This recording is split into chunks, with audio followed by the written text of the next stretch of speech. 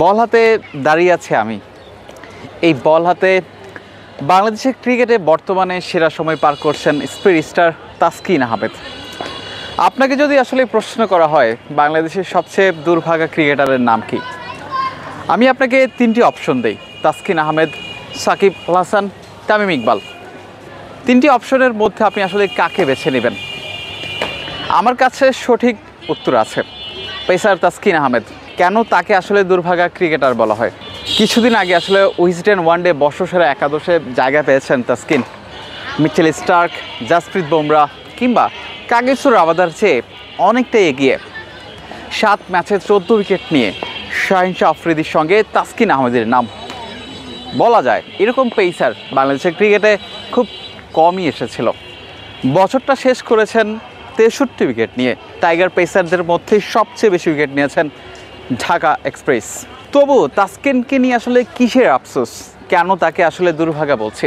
তাসকিনকে দুর্ভাগা বলতেই হয়, আইপিএলের কথা যখনই আসলে মনে আসে তখন তাসকিনকে নিয়ে বলতে হয়। 2022 সালে আইপিএলের যে কোনো একটা দল থেকে তার ফোন আসে আইপিএল খেলার জন্য, ঠিক তখন খেলতে পারেননি।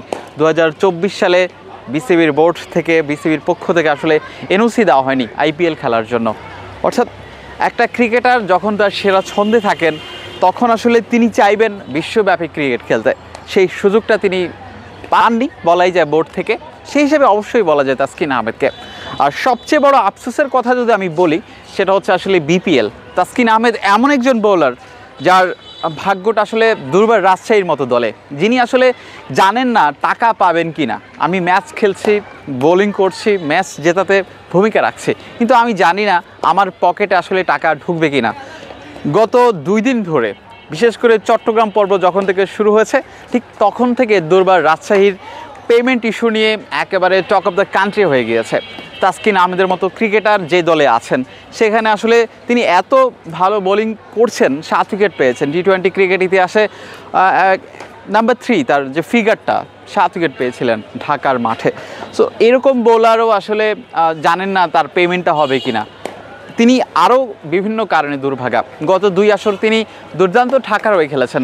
তিনি এমন ফ্র্যাঞ্চাইজির হয়ে খেলেছেন, তিনি নিজে আলো কেড়েছেন বল হাতে, কিন্তু তার ফ্র্যাঞ্চাইজি কোনো ভূমিকাই রাখতে পারেননি।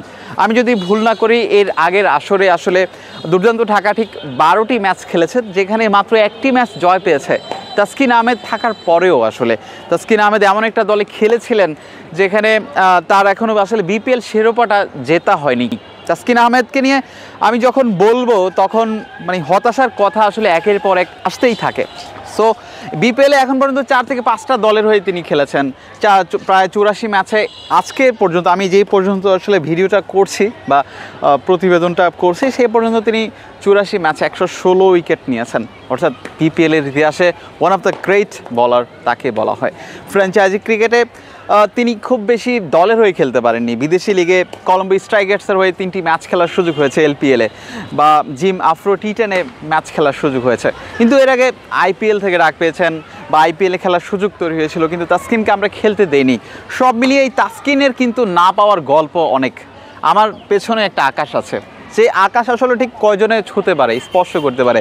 তাসকিন আহমেদ নিশ্চিত করে চাইবেন সেই আকাশটা ছুঁতে।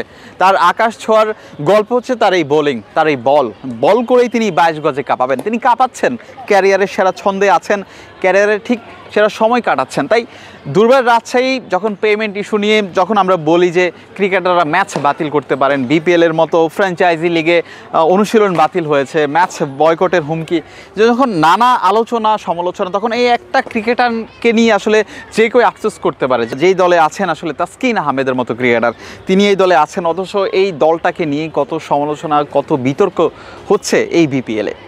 সো তাসকিন আহমেদের অপর নাম আমার কাছে ব্যক্তিগতভাবে মনে হচ্ছে আসলে আফসোসের এক সাগর তিনি।